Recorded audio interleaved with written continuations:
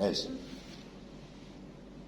Fa innahu kana ra'yan i'tamadu fi ala maslahatil ummah. Bahwa pembakaran Sayyidina Utsman pada mushaf ini murni pendapat dari Sayyidina Utsman yang berpegang teguh dengan tahqiqul manat atas kemaslahatan umat pada waktu itu. Di antaranya lagi wa takhriqu Ali radhiyallahu anhu wa zanatiqa ar-rafidah fil akhadid. Orang Rafidah, orang zindik yang Rafidah oleh Sayyidina Ali dibakar dalam jugelangan. Akhadid jugelangan. Jugelangan itu ya kalau dulu lidah lubang buaya. Bahwa ya'lamu sunnata Rasul fi qatil kafir. Padahal beliau sudah mengerti jelas tentang bagaimana Rasulullah membunuh kepada orang kafir. Tapi walakin lama ro'a amrun aliman ja'ala uqubata min azamil uqubat. Karena apa yang telah dilakukan oleh Zanadiqah itu adalah merupakan hal yang sangat luar biasa. Akhirnya diberi ukubah yang luar biasa pula dalam tujuannya liyazzajirun nas min mislihi. Walidzalika lama ra'aitul amra amran munkaran ajjastu nari wa ta'autu qabron wa qambarun ulama wa qambaru ulamuhu. Karena itu Sayyidina Ali mengatakan, karena saya melihat bahwa ini adalah mungkar yang luar biasa, maka terpaksa aku jadikan aku membakar, aku menyalakan api dan aku ngundang kumburoh untuk melaksanakannya. Jadi hal ini tidak pernah dilakukan oleh Rasulullah dan tidak pernah dilegalkan oleh Al-Quran. Tapi Sayyidina Ali sudah melakukan hal yang jauh semacam itu dalam rangka siasa. Tapi hal ini tidak bertentangan dengan hukum Al-Quran dan tidak bertentangan dengan hadis karena tidak ada larangan. Termasuk wa nafyu Umar bin Khattab radhiyallahu anhu Nasr bin Hujjaj minal Madinah li tasbi bin nisa bih. Termasuk Nasrun bin Hujjaj ini di Madinah telah bikin gaduh. Wanita-wanita telah banyak terpesona dengan dia karena kegantengannya atau gimana. Akhirnya oleh Sayyidina Umar dibuang. Oleh Sayyidina Umar diasingkan. Sehingga mereka pun juga bertanya sampai Nasr bin Hujjaj, "Madzatan biya Amirul Mukminin? Dosa saya apa?" Amirul Mukminin katakan, "Balak, kamu tidak berdosa, yang berdosa saya. Karena tidak membuat tempat untuk tempat persembunyi atau tempat spesialis pada engkau yang akhirnya bikin fitnah." Ini dilakukan mengorbankan satu orang demi keselamatan umat. Ini. Makanya seperti Al-Qur'an yang mengatakan wala tubdi zinatakunna ila ma zahara minha dengan kulil mu'minina yaghuddu min absarihim wa yahfadzu furujahum dzalika azka lahum. Kan yang diwajibkan kan yaghuddu min absarihim wa yahfadzu furujahum. Merem, jangan nyawang, jangan melihat. Bukan menutupi. Tapi syariat mewajibkan menutupi kecuali ma zahara minha, yang sulit untuk dibuka. Yang sulit untuk ditutupi ya silahkan dibuka. Namun bagi orang yang melihat jangan melihat tapi nutupi. Nah, kewajiban untuk menutup semacam ini sebenarnya ya juga amrun syasah. Hadza mauzi mazilati aqdam wa mudillati afham wa huwa maqamun dun sonkun wa muqtarakun sa'bun wa maqamun dongkun wa muqtarakun sa'bun farroto bidoifah.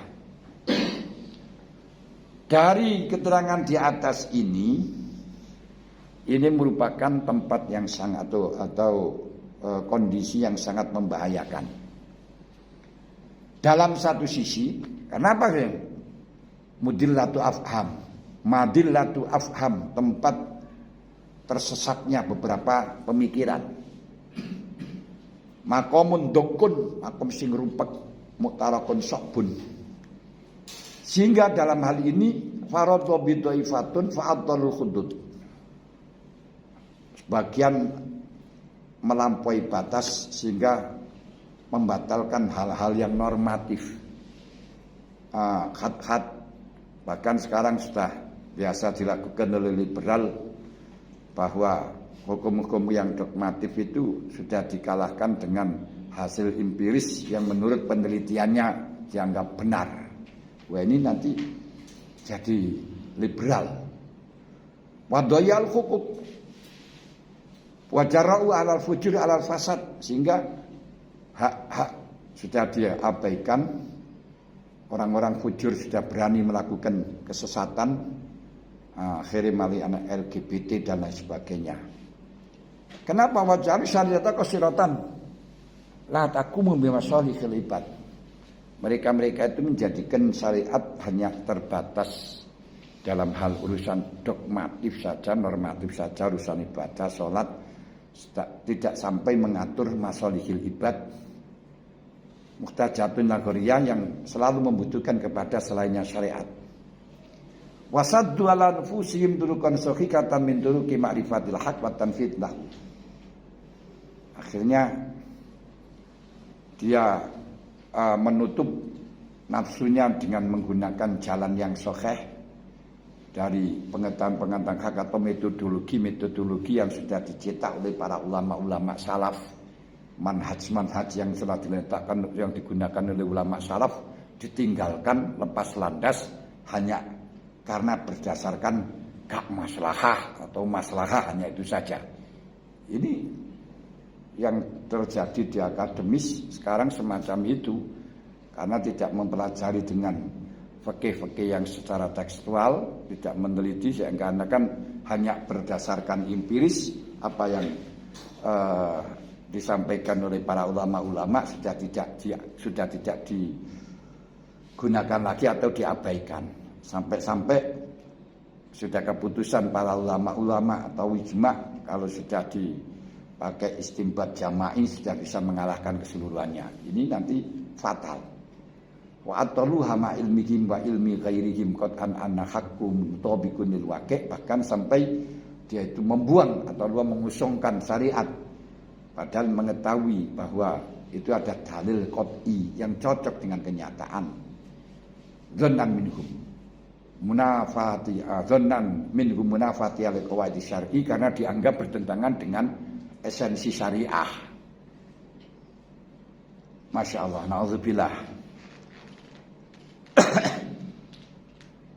Jadi jangan sampai keterlaluan, jangan kebablasan jadi liberal, tapi jangan sampai tekstual, harus ada teksnya, tapi perlu kita terjemahkan dengan cara metodologinya, kaifiahnya, mana yang mampu, yang bisa berkembang sesuai dengan perkembangan zaman, mana yang tidak bisa berkembang dengan perkembangan zaman, yang sudah barang tentu kita harus tajdid di dalam masalah tahqiqul manat, sehingga kita bisa mengembangkan fikih-fikih yang secara tekstual dengan kontekstual.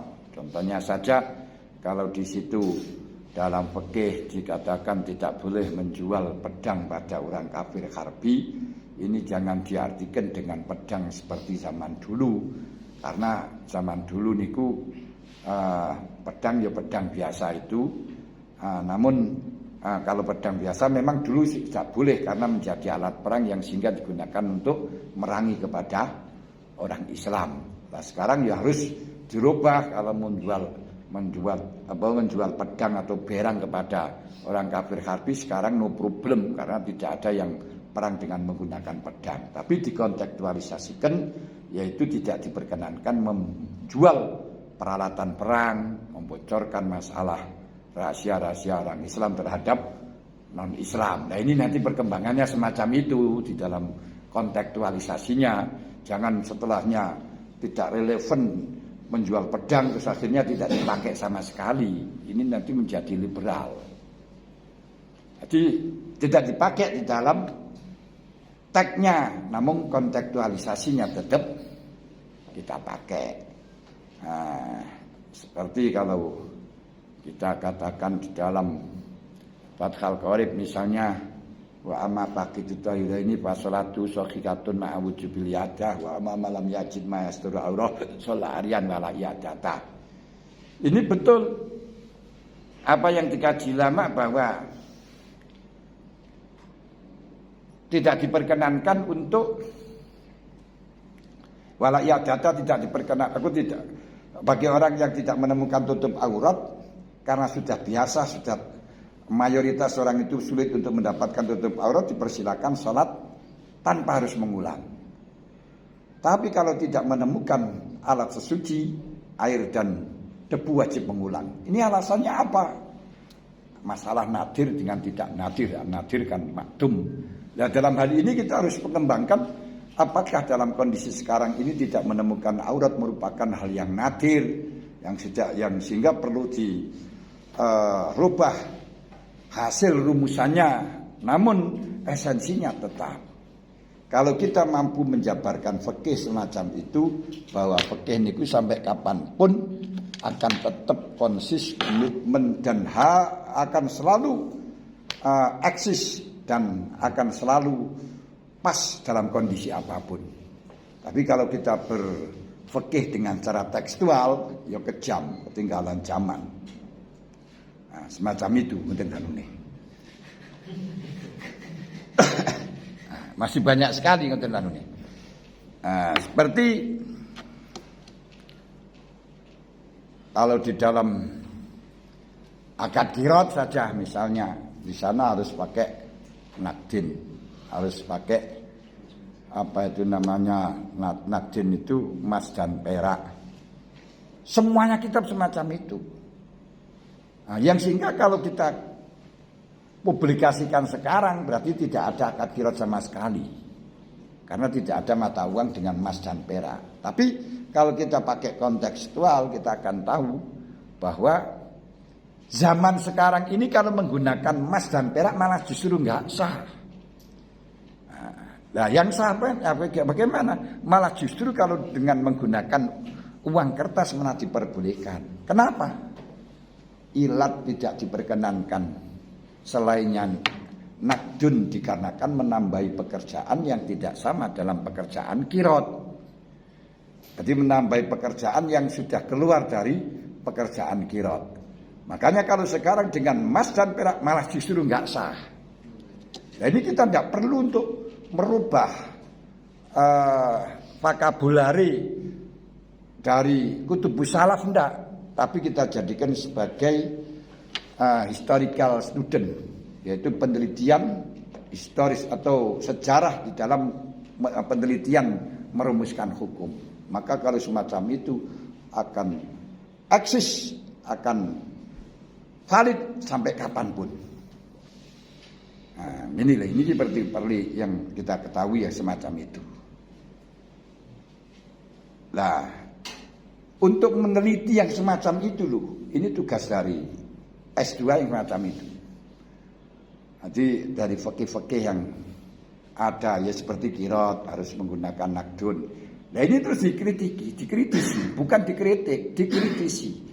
Permasalahannya, maksud daripada nakdun biar tidak menambahi pekerjaan yang tidak masuk di dalam kirot. Yang berarti sekarang nakdun tidak diperbolehkan. Nah, akhirnya harus menemukan rumusan baru. Bisa menggunakan dolar, bisa menggunakan rupiah. Nah ini nanti sampean bisa meneliti, mengkaji atau mengkritisi ini tingkatannya tesis semacam itu. Kalau nanti bisa memberi keputusan bahwa sekarang tidak diperkenankan akad kirot dengan pakai emas dan perak, tapi harus menggunakan uang sesuai dengan yang ada di daerah, uang yang ada di negara itu, baru itu nanti maksudnya disertasi. Loh niku anune ngoten niku anune. Paham ndak ini? Nah niku kan gampang to lek ngono jenenge. Jadi enggak sulit tapi mumet.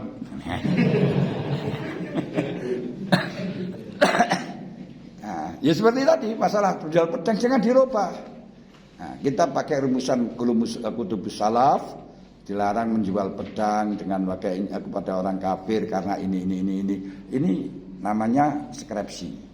Nah, lalu sekarang pada tesis bahwa yang dimaksudkan di dalam larangan menjual pedang itu karena hal yang bisa mengakibatkan bahaya kepada orang Islam, termasuk sekarang tank, alat-alat perang kepada mereka yang biasa digunakan untuk merangi kepada orang Islam. Tapi makna menjadi telik sandi